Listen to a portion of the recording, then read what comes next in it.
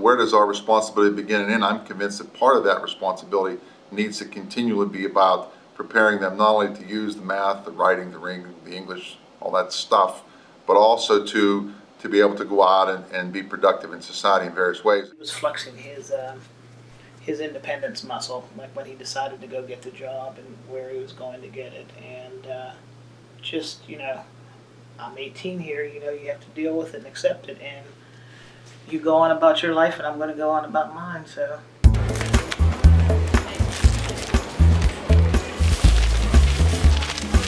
From the school district's perspective, we can prepare the best plans. We can really be unique and non-traditional in our planning and put activities in place in the community for students to have experiences. And normally, school districts are funding for that transportation component to be in place for students to move to leave school and go into the community. But the reality is that when students graduate or leave school, they no longer have the school district supporting them. Thanks again.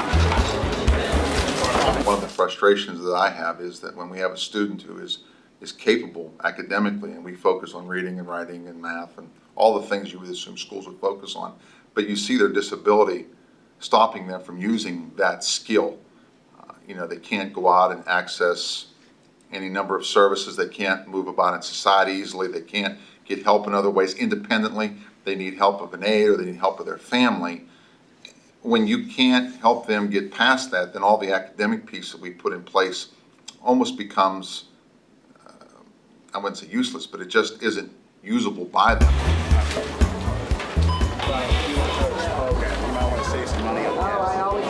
I still think that the object of him accomplishing that feat of traveling on his own, bolstering his independence, bolstering his confidence to say, I'm going to go take this job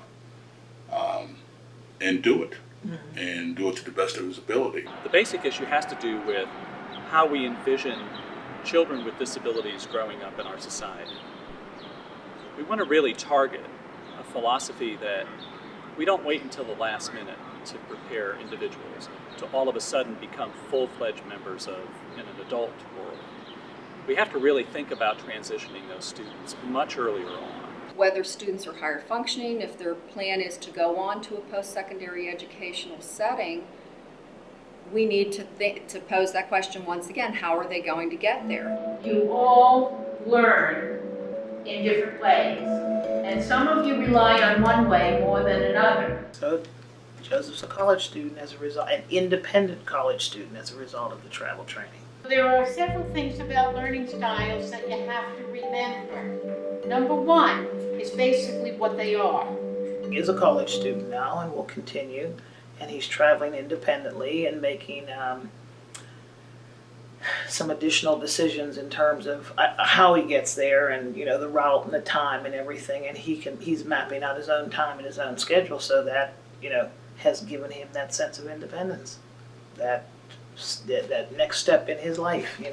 Number two, that most people have a preference of which one or ones they want to use. I am visual kinesthetic. Okay. And that's in part because you also like things like photography. This has been, in terms of growth, and with his traveling and his traveling independent, has been the biggest and best summer I think we've had. Just that, okay, my kid can do this, If you just take, for example, the fact that a person who is not provided with those opportunities early on and is stuck in a situation where they don't have choice, where they don't have the ability to be able to make decisions about what their lives may be like beyond high school, then we're stuck with a group of individuals who are going to be dependent upon others for the services that they may need, and for other things, as simple as maybe even shopping for groceries or clothing or whatever the case may be, medical needs, whatever the case may be.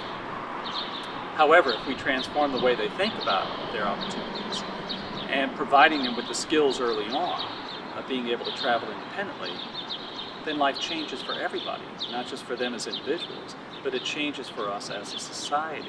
Travel training is pretty good because it gets you prepared for life. It's essential. It should be taught in all schools, even with students with disabilities, or even elementary schools, preschools, you name it.